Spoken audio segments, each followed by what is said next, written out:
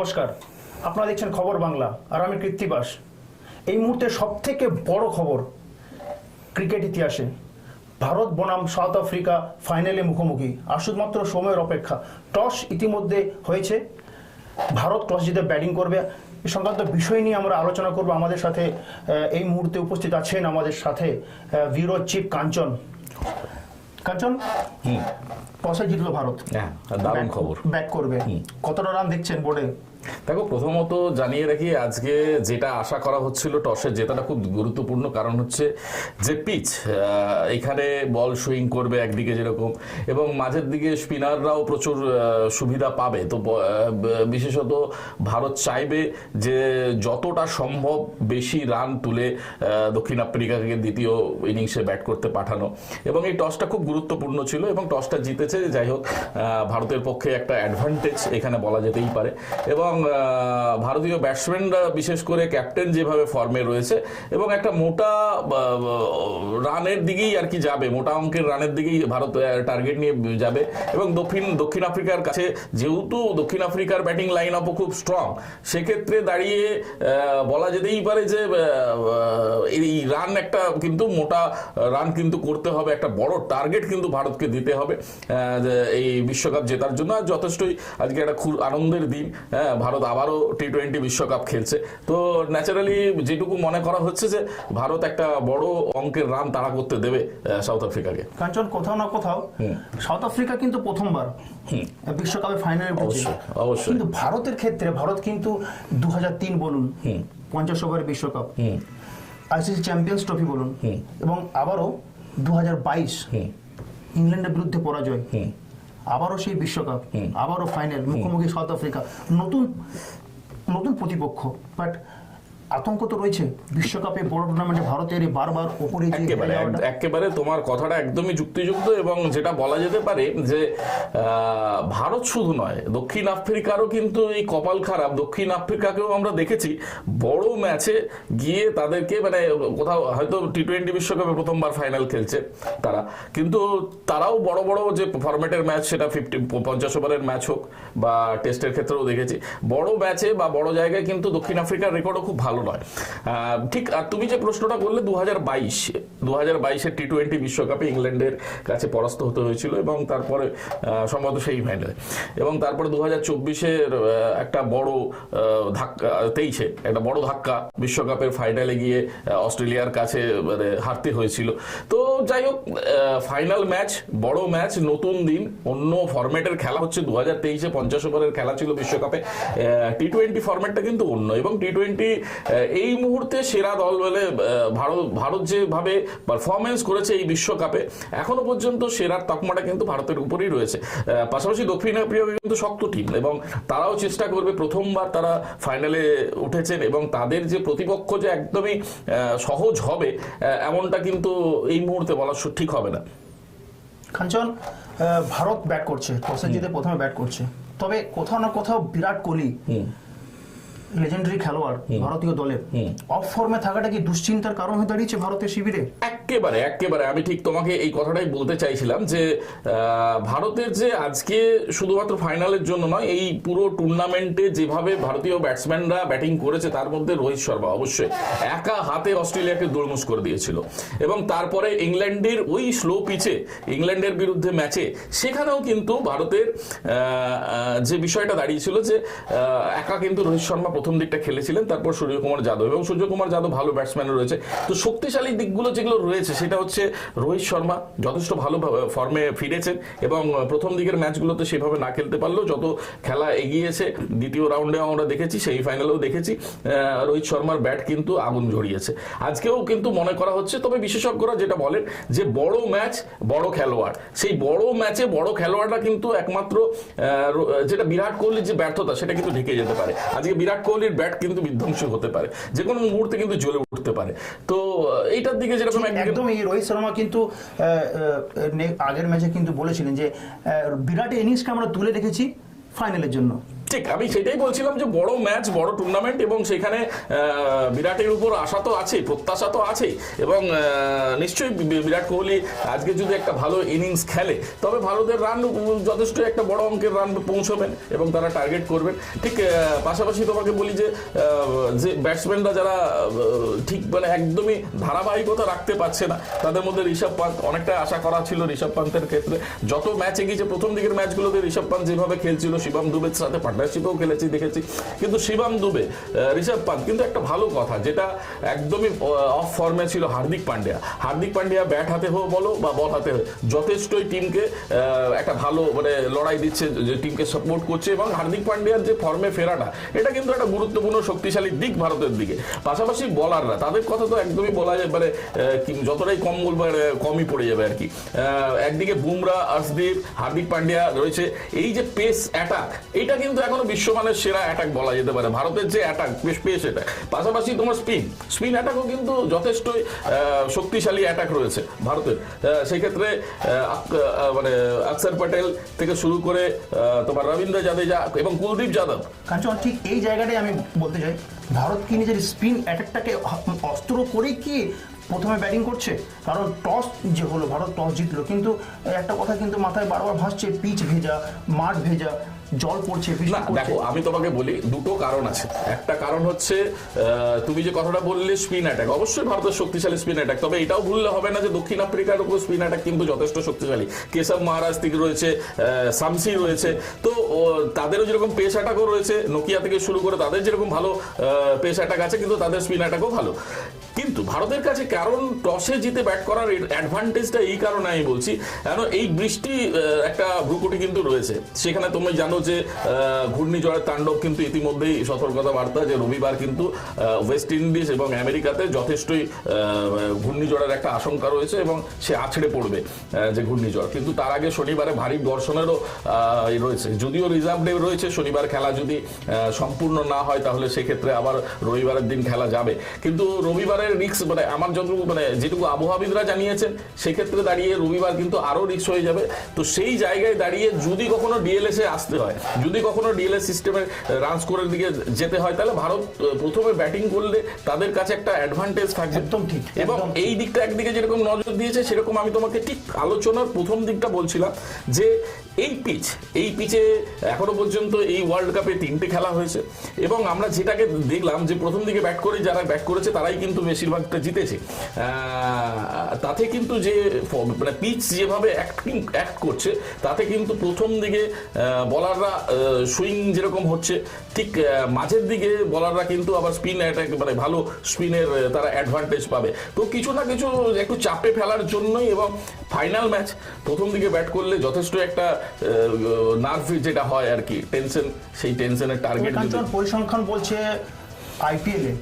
আইপিএলে Henry Klaasen, Rabada থেকে শুরু করে ডিকক, ক্লাসেন, এরা কিন্তু প্রত্যেকেই কিন্তু ভালো পারফরমেন্স করেছিল, এবং ভারতীয় পিচ এবং এই যে ভারতীয় দল, তাদের প্রত্যেকের সাথে কিন্তু একটা মিল আছে। এক্ষেত্রে কি কোনো ডিসঅ্যাডভান্টেজ হবে না ভারতের ক্ষেত্রে? কারণ প্রত্যেকজন দুর্ধর্ষ ফর্মে রয়েছিল, এবং ক্লাসেন থেকে শুরু করে ডিকক, এটা কি একটা বাধা সৃষ্টি হতে পারে না? আইপিএল বিষয়টা, আইপিএল এর ব্যাপারটা আলাদা, সে ক্লাব ভিত্তিক খেলা, এবং সেখানে যেভাবে একটা ব্যক্তিগত প্লেয়ার তাদের নিজেদের উপরে প্লেয়ারদের উপরে ডিপেন্ড করে, আর এখানে দলগত খেলা, যেহেতু দেশের খেলা, তো যথেষ্টই একটা অন্যরকম ইমোশন এখানে কাজ করবে। এবং দক্ষিণ আফ্রিকার যে তুমি মার্কুটে ব্যাটসম্যানদের কথা বলছো, একদমই, এবং তারা যথেষ্ট ফর্মে রয়েছে, প্রত্যেকটা ম্যাচে কিন্তু তাদের ভালো পারফরমেন্স আমরা দেখতে পেয়েছি। তুমি আরেকজনের নাম বললে না, মাকরাম অধিনায়ক, তারও একটা ভালো পাশাপাশি। কিন্তু একটা জিনিস তোমাকে বলি বারবার, যে চিরকালের চোকার্স বলেই পরিচিত পটিয়াররা, এবং যে কথা দিয়ে আমরা শুরু হয়েছিল, তো তাদের সেই বদনাম ঘুচবে না, তারা এইবারে 2024-এ ভারতকে ধাক্কা দিয়ে তারা যে মানে কাপ ছিনিয়ে নিতে পারবে, সেটা কিন্তু আর কিছুক্ষণের মধ্যেই বোঝা যাবে। কিন্তু যেটুকু বলতে চাইছি যে দুটো দলই কিন্তু যথেষ্টই হাড্ডাহাড্ডি লড়াই কিন্তু আশা করা যেতে পারে।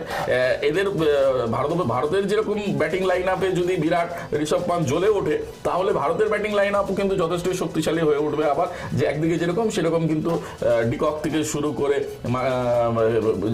ক্লাসেন থেকে শুরু করে যথেষ্টই ভালো ভালো ব্যাটসম্যান কিন্তু সাউথ আফ্রিকার রয়েছে। কারণ ভারত ফাইনালে এবং সাউথ আফ্রিকার বিরুদ্ধে আর শুধুমাত্র সময়ের অপেক্ষা।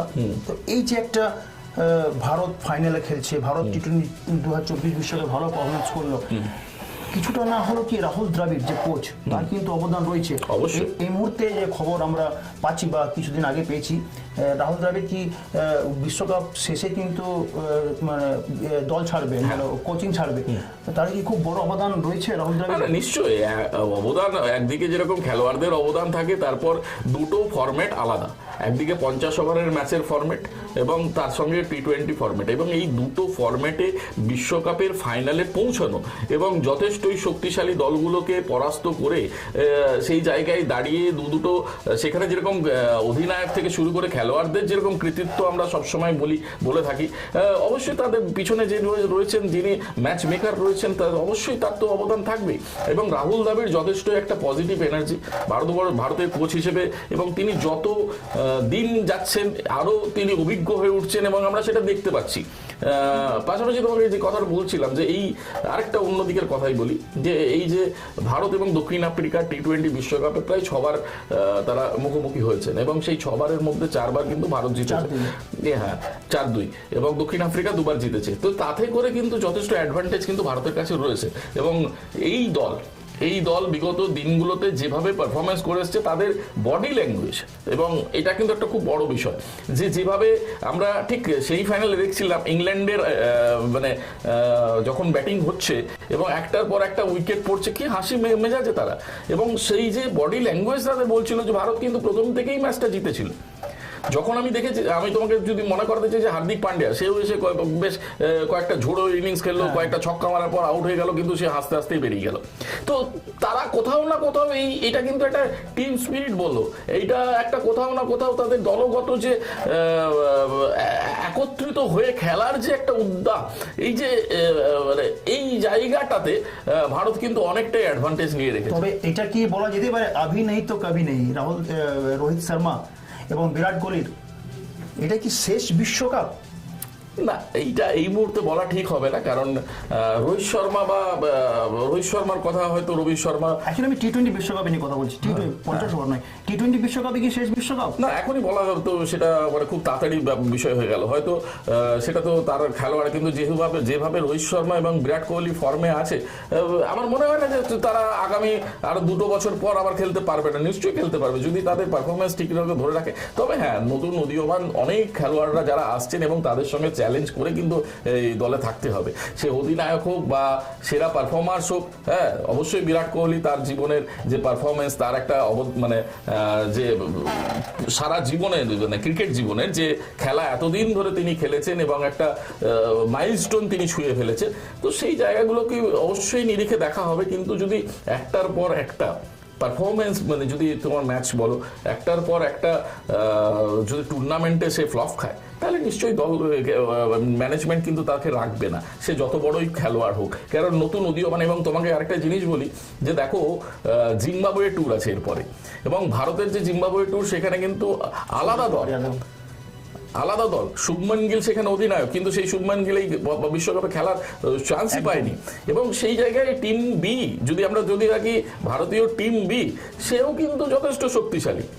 তো এই চ্যালেঞ্জটা থাকবে। একদমই, জয়সওয়াল বাইরে বসে আছেন, মানে হ্যাঁ, আমি সেটাই বলতে চাইছি যে যারা রিজার্ভেও রয়েছে, তাদের মধ্যেও কিন্তু রিঙ্কু সিং থেকে শুরু করে অনেক ভালো ভালো প্লেয়াররা রয়েছে, এবং তার পাশাপাশি আরো 11 জন খেলোয়াড় যারা জিম্বাবুয়ে খেলবে, বা 15 জনের যে দল, তো সেইখানে কিন্তু অন্য দল ঘোষণা হয়েছে। এবং সেই জায়গায় বলতে চাইছি আমি তোমাকে, যে কথাটার কারণ বলছিলাম, যে চ্যালেঞ্জটা কিন্তু যথেষ্ট, এবং এই যে চ্যালেঞ্জটা থাকতে হবে। রোহিত শর্মা যদি খেলতে চান বা বিরাট কোহলি খেলতে চান, তাহলে কিন্তু তাদের পারফরমেন্স লাগাতার কিন্তু তাদেরকে করে যেতে হবে। কাঞ্চন, 2024 বিশ্বকাপে ইংল্যান্ডের বিরুদ্ধে সেমিফাইনাল খেলে রোহিতের চোখে জল, খুব একটা গুরুত্বপূর্ণ বিষয়। রোহিত কিন্তু এটা ভাবছে যে আমার এটা শেষ বিশ্বকাপ হতে পারে, আমাকে এটা জিততে দেখো হবে। আমি একটা কথা বলি, রোহিতের বিশ্বকাপ এবং সেটাই আমি তোমাকে বলছিলাম যে শুধুমাত্র তার পরিসংখ্যান, তার জীবনের যা পরিসংখ্যান, তিনি কত ভালো খেলে এসছেন সেই পরিসংখ্যানের উপরে কিন্তু 22 গজ ডিপেন্ড করে না। 22 গজে কিন্তু তোমাকে প্রত্যেকটা দিন নতুন দিন এবং প্রত্যেকটা দিন তোমাকে খেলতে হবে, তবেই কিন্তু তুমি সেখানে টিকে থাকতে পারবে। তো কোথাও না কোথাও রোহিত শর্মা 2023-এ যেভাবে বিশ্বকাপে, এটা তো দেশের একটা আবেগ, এই যে দেশের আবেগ, দেশের জায়গা থেকে, এবং সে ভারতবর্ষের মতো একটা দেশের অধিনায়কত্ব করছেন ক্রিকেটে, এবং ক্রিকেট মানেই তুমি জানো যে ভারতীয়দের কাছে একটা শুধুমাত্র খেলা নয়, একটা বড় আবেগ। তো সেই জায়গায় দাঁড়িয়ে তিনি জানেন যে কতটা গুরুত্বপূর্ণ, এবং যখন সেমিফাইনালে তুমি যে কথা বলছো সেই জায়গাটা তো মানে যে অধিনায়ক তার তো নিশ্চয়ই চোখ ভিজবে, এবং সবচেয়ে বড় পাওনা যে দুটো বার সে মানে 50 টার্ম ইয়েতে বলো, ফরম্যাটে বলো, বা T20 ফরম্যাটে বলো, দুটো বিশ্বকাপ ফাইনালে গিয়ে যদি শেষে কিনারা না যায়, যদি মাঝখানে তরি ডুবে যায়, তাহলে তো যথেষ্ট। তো তার কাছে যেরকম আবেগ একদিকে একটা গুরুত্বপূর্ণ জায়গা রয়েছে, তার উপর নির্ভরশীল গোটা দল যেরকম নির্ভরশীল আছে, ঠিক ভারতবাসীরাও তাদের তার প্রত্যাশা, এই যে ইচ্ছা, স্বপ্ন পূরণের একটা আকাঙ্ক্ষা, কোথাও না কোথাও তো নিশ্চয়ই রোহিত শর্মার উপর একটা দায়িত্ব বর্তায়, এবং সেই দায়িত্বের জায়গা থেকেই তার কিছুটা ভাবুক হওয়া, একদম আমি বলবো না ন্যাচারাল, অবশ্যই ন্যাচারাল। কাঞ্চন, শেষ একটা বিষয়, কোন কোন খেলোয়াড়কে দেখছেন ফাইনালে জ্বলে উঠবে? দেখো আমি তো প্রথমেই বললাম যে এইটা হয় আর কি, এটা হয় ওস্তাদের মার শেষ রাতে, আমরা জানি। তো আমি কিন্তু খুব কনফিডেন্স, মানে এটা আমার ব্যক্তিগতভাবে কনফিডেন্স, বিরাট কোহলি কিন্তু একটা দুর্ধর্ষ ইনিংস খেলে। বিরাট কোহলি নয়, মানে গোটা বিশ্ব, কিন্তু গোটা ভারতবর্ষে যারা ক্রিকেট প্রেমী সমর্থক তারাও কিন্তু ভাবছেন যে গোটা প্রতিযোগিতায় বিরাট কোহলি ব্যর্থ ব্যর্থ ব্যর্থ, ফাইনালে কিন্তু জ্বলে উঠবে। আমি এই জায়গায় একটা উদাহরণ টানতে চাই। আইপিএল এ যখন বলা হয়েছিল মাইকেল স্টার্ক, অস্ট্রেলিয়ান বলার, তাকে এত দাম দিয়ে কেনা হয়েছিল, এবং মাইকেল স্টার্ক কিন্তু যেভাবে সিরিজে কিন্তু একের পর এক ব্যর্থ হতে ছিল, তার বল কিন্তু সেভাবে কথা বলেনি, কিন্তু ফাইনালে গিয়ে একদম ঠিক দেখা গেল মাইকেল স্টার্ক কিন্তু জ্বলে উঠলেন, স্টার হয়ে গেলেন। তো ঠিক এই জিনিসটা আমি তোকে বলতে চাইছিলাম যে ওস্তাদের মার কিন্তু শেষ রাতে হয়, এবং এইটা শুধুমাত্র আমাদের নয়, টিম যারা খেলোয়াড়রা তারাও কিন্তু বিরাট কোহলির দিকে চেয়ে থাকবে। আজকে একটা বড় রানের ইনিংস যদি খেলতে পারেন, এবং আর কয়েক মুহূর্তের অপেক্ষা, ঝোড়ো ইনিংস যদি একটা বিরাট করে দিতে পারে, প্রথম 6 ওভারে যদি একটা মোটা বড় রান যদি তারা করে দিতে পারে, তাহলে তো মানে বলা যাবে যে অনেকটা এগিয়ে যাবেন তারা। তো সেই কারণে বিরাট কোহলি যেহেতু ওপেনিং করছেন, এবং সবার চোখ থাকবে একদিকে, রোহিত শর্মা তো দুর্ধর্ষ ফর্মে আছে, কিন্তু প্রত্যেকটা দিন কিন্তু ওই যে বললাম নতুন দিন, আবার প্রত্যেকটা দিন হচ্ছে আলাদা দিন, এবং খেলার মাঠে 22 গজে কিন্তু আসল লড়াইটা হয়। তো আমরা যতই আশা করি, যতই আমরা আবেগ নিয়ে বলি, কিন্তু একটা জিনিস জানতে হবে যে খেলার মাঠেই কিন্তু আসল কথা বলবে। আজকে কার ব্যাট কথা বলবে সেটা আমরা মানে আন্দাজ করতে পারি, তবে আমরা যেটা আশা করতে চাই এবং আমরা যেটা চাই সেটা হচ্ছে আজকে ঋষভ পান্ত জ্বলে উঠুক সূর্যকুমার যাদবের সঙ্গে, আজকে শিবম দুবে জ্বলে উঠুক, আজকে বিরাট কোহলি জ্বলে উঠুক, এগুলো আমরা নিশ্চয়ই চাইবো, ভারতীয়রা তো চাইবে। গুরুত্বপূর্ণ সময় তোমার দেওয়ার জন্য। খেলার জগতের সবথেকে বড় খবর, ভারত বনাম দক্ষিণ আফ্রিকা ফাইনাল, আর শুধুমাত্র সময়ের অপেক্ষা, শুরু হয়ে যাবে মেগা ফাইনাল, ভারত বনাম দক্ষিণ আফ্রিকা। দেখুন সমস্ত আপডেট খবর বাংলায়।